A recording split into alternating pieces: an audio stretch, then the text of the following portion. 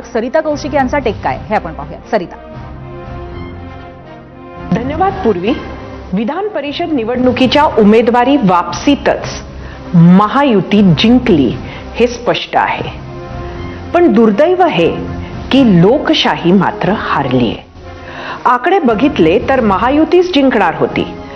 पण आता एवढं सगळं गोंधळ घातल्यावर, बंडखोरी, नाराजी नाट्य, पैशांचे आरोप झाल्यानंतर नक्की काय साध्य झालं हा प्रश्न आहेच.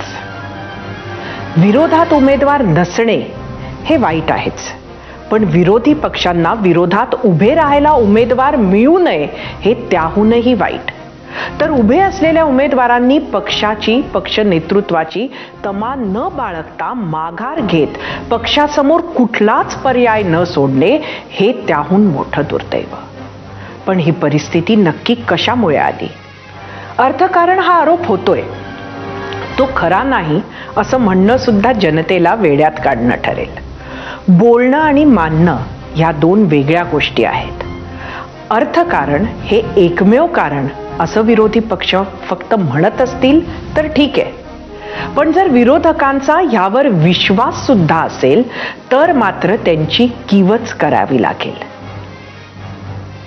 अनेक पक्षांनी अनेक कठीण काळ बघितले, पण तरीही असे काही कार्यकर्ते नेते असतात जे पक्षाला तरीही सोडत नाहीत. पण त्यासाठी प्रेम करणारे, संपर्क ठेवणारे, विश्वास देणारे, प्रेरणा देणारे, उत्साह वाढवणारे, खंबीरपणे उभे राहून स्वतः लढताना दिसणारे नेतृत्व हवं असतं. तू लढ, मी तुझ्या पाठीशी आहे हे निव्वळ शब्द नाहीत. राजकारणात हे फिलिंग आहे जे कार्यकर्त्यांना देणं महत्वाचं असतं. एकीकडे जर पैसा बोलता है होत असेल तर दुसरीकडे नेतृत्व हे प्रखर हवं. लढून माणूस हरू शकतो, पण न लढताच हार मानणे ह्याचे पक्ष, संघटन, कार्यकर्ते सर्वांवरच दूरगामी परिणाम होत असतात. पूर्वी. धन्यवाद सरिता. आणि याबरोबरच एक छोटासा ब्रेक घेतोय. पाहत रहा ABP माझा.